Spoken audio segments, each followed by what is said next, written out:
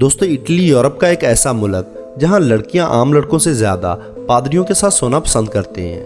یہ وہ ملک ہے جہاں زنا عام ہے۔ یہاں شراب پینے کی اجازت حکومت خود دیتی ہے۔ اٹلی میں ایسی لڑکیاں بھی موجود ہیں جنہیں دنیا کی سب سے زیادہ فحش لڑکیوں میں گنا جاتا ہے۔ یہاں پادری ابھرے ہوئے جسم کی لڑکیاں کیوں پسند کرتے ہیں؟ زمانہ قدیم میں رومی بادشاہوں نے ننگی عورتوں کے مقبرے اور مجسمے کیوں بنوائے تھے؟ آج کا اٹلی کیسا ہے؟ اور آج بھی اٹلی میں 100 ایسے کون سے قبائل ہیں جو آج بھی شادی سے پہلے لڑکی کو بیل کے ساتھ ہم بستری کروانے کا رواج رکھتے ہیں؟ پاکستانی اٹلی کا ویزا کیسے حاصل کر سکتے ہیں؟ کتنا خرچ آتا ہے؟ کون سی نوکریاں پاکستانیوں کے لیے یہاں انتظار کر رہی ہیں؟ اس کے علاوہ یہاں کا کلچر، حیران کن اور شرمناک حقائق اور مشہور مقامات آج کی اس ویڈیو میں یہ سب آپ کو تفصیل سے بتایا اور دکھایا جائے گا۔ دوستو ویڈیو کو آخر تک ضرور دیکھیں، لیکن ویڈیو شروع کرنے سے پہلے نئے آنے والے دوستوں سے گزارش ہے کہ ہمارے چینل کو سبسکرائب کرتے ہوئے ساتھ موجود بیل آئیکن کو دبا دیں۔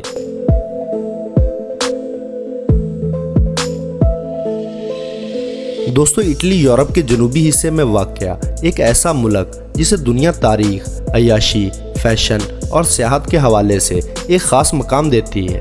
یہ وہ سرزمین ہے جہاں قدیم رومن سلطنت نے جنم لیا۔ اٹلی کی گلیوں، عمارتوں اور میدانوں میں ہزاروں سال پرانی تاریخ آج بھی سانس لیتی ہوئی محسوس ہوتی ہے۔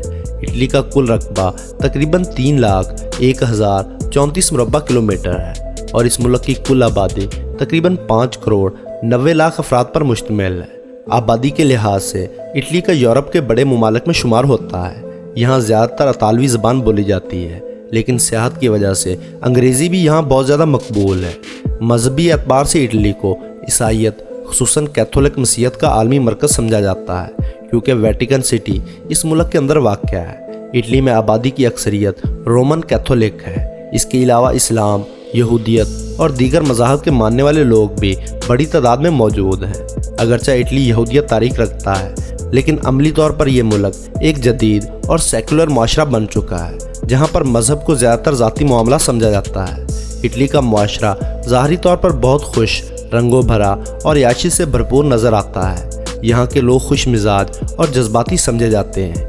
موسیقی، رقص، شراب و کباب اور عیاشی ان کی روزمرہ زندگی کا حصہ ہے۔ اٹلی کی لڑکیوں کا طرز زندگی یورپ کے دیگر ممالک کی طرح آزاد اور فیشن پر مبنی تصور کیا جاتا ہے۔ دوستو فیشن انڈسٹری میں اٹلی کا شمار دنیا کے بڑے مراکز میں ہوتا ہے۔ یہی وجہ ہے کہ یہاں کی خواتین لباس، میک اپ اور انداز گفتگو پر خاص توجہ دیتی ہیں۔ مختصر اور فیشنیبل ڈریسنگ، ساحل سمندر پر نیم عریاں لباس، آزادانہ میل جول اور ناجائز تعلقات کو یہاں عام سمجھا جاتا ہے۔ اٹلی میں مرد و خواتین کے درمیان تعلقات کو محدود کرنے کا کوئی قانون موجود نہیں۔ نائٹ لائف، بارز، کلبز اور فحش پارٹیاں اٹلی کے شہروں میں پہچان بن چکی ہیں۔ خاص طور پر روم، میلان، نیپلز، فلورنس اور وینس جیسے شہروں میں نائٹ لائف دن سے زیادہ متحرک نظر آتی ہے۔ اٹلی میں سیاحت کو فروغ دینے کے لیے ایسے پہلوؤں کو نمایاں کرنا ہے جو مشرقی معاشروں میں فحاشی یا اخلاقی بگاڑ کے زمرے میں آتی ہیں۔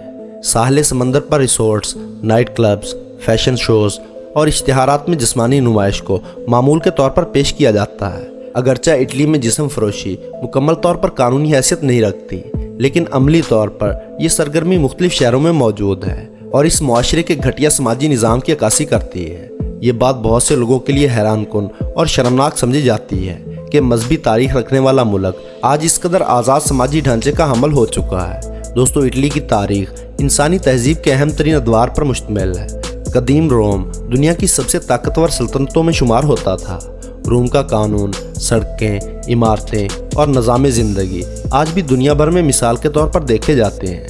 دوستو رومن سلطنت کے زوال کے بعد اٹلی مختلف ریاستوں میں تقسیم ہو گیا۔ سائنس کا دور آیا جس نے ٹیکنالوجی، فن اور معاشرے کو نئی زندگی دی۔ لینارڈو، ڈانچی، مائیکل اینجلو اور دیگر عظیم فنکار اسی سرزمین سے تعلق رکھتے ہیں۔ 20ویں صدی میں فاشزم، دوسری جنگ عظیم اور اس کے بعد جمہوری نظام نے اس ملک کی ترقی کی منازل طے کی۔ آج اٹلی یورپی یونین کا اہم رکن ہے، مگر معاشی مسائل، بے روزگاری اور سیاسی عدم استحکام اس کے بڑے چیلنجز بن چکے ہیں۔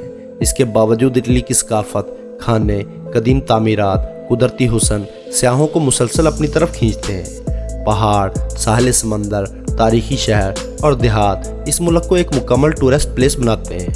دوستو، اس خوبصورتی کے پیچھے آزاد اور بے روی کا شکار معاشرہ موجود ہے جو یہاں ہر آنے والے کو سوچنے پر مجبور کرتا ہے۔ دوستو، اگر اٹلی کے مشہور مقامات کا ذکر کیا جائے تو یہ ملک واقعی ایک کھلا ہوا میوزیم محسوس ہوتا ہے جہاں ہر شہر اپنی الگ شناخت اور تاریخ رکھتا ہے۔ دارالحکومت روم کو ابدی شہر کہا جاتا ہے جہاں کالیسیم، رومن فورم، پینتھن اور قدیم کھنڈرات آج بھی رومن سلطنت کی کہانیاں سناتے ہیں۔ دوستو، ویٹیکن سٹی دنیا کی سب سے چھوٹی ریاست ہونے کے باوجود مذہبی اور تاریخی لحاظ سے بہت اہم ہے، جہاں سینٹ پیٹرز، بلاسکا اور سٹین چیچل جیسے شاہکار موجود ہیں۔ میلان سٹی فیشن اور کاروبار کا مرکز ہے جہاں دنیا کے مشہور برانڈز، فیشن ویک اور جدید طرز کی زندگی نمایاں ہے۔ وینس پانی پر بسا ہوا شہر ہے جو نہروں، کشتیوں اور رومانٹک ماحول کی وجہ سے دنیا بھر کے سیاحوں کو اپنی طرف کھینچتا ہے۔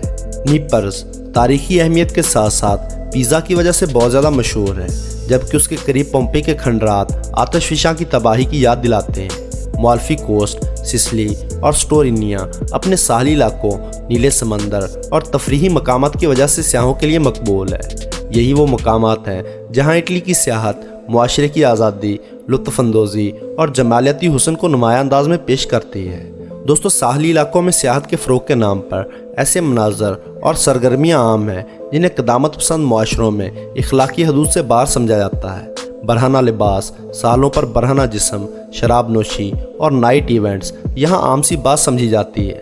اگرچہ یہ سب قانونی اور مقامی ثقافت کے مطابق نہیں ہے، لیکن مشرقی ممالک سے آنے والے سیاحوں کے لیے یہ ایک ثقافتی جھٹکا ثابت ہوتا ہے۔ اٹلی میں میڈیا، اشتہارات اور فیشن انڈسٹری میں جسمانی نمائش کو ایک فن سمجھا جاتا ہے۔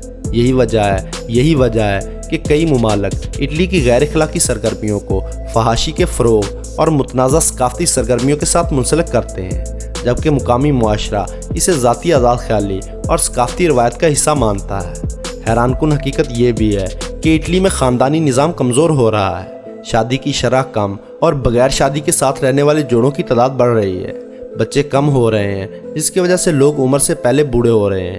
یہی سماجی تبدیلیاں حکومت کے لیے ایک بڑا چیلنج بن چکی ہے۔ پاکستانیوں کے لیے اگر اٹلی کا سفر کرنا ہو تو شنگن ویزا درکار ہوتا ہے، کیونکہ اٹلی شنگن زون کا حصہ ہے۔ پاکستان میں اٹلی کا سفارت خانہ اسلام آباد میں واقع ہے، جبکہ ویزے کی درخواست عام طور پر مقررہ ویزا سینٹر پر دی جاتی ہے۔ تاہم قانونی طور پر کام کرنے کے لیے ورک پرمٹ، رہائش اور اجازت نامہ ضروری ہوتا ہے۔ اٹلی جا کر غیر قانونی کام کرنے والوں کو بھاری جرمانے اور ملک بدری کا سامنا کرنا پڑ سکتا ہے۔ بہت سے لوگ اٹلی جانے کے لیے قانونی طریقہ استعمال کرنے کی بجائے خطرناک راستے اختیار کرتے ہیں جو زیادہ تر انسانی اسمگلنگ، دھوکے اور مشکلات پر مبنی ہوتے ہیں۔ یہ ایک تلخ اور شرمناک حقیقت ہے کہ بہتر مستقبل کی تلاش میں لوگ اپنی جان تک خطرے میں ڈال دیتے ہیں۔ دوستو، اٹلی کی معیشت بہت زیادہ تگڑی ہے، لیکن بے روزگاری ایک سنگین مسئلہ ہے۔ لیکن اس کے باوجود غیر ملکی مزدور اٹلی جا کر کم اجرت والے کام کرتے ہیں۔ اٹلی کے قوانین بہت زیادہ سخت لیکن کہیں کہیں سست روی کا شکار بھی ہے۔ اٹلی میں بیوروکریسی، ٹیکس اور سرکاری کاغذی کارروائی عام آدمی کے لیے مشکل ہوتی ہے۔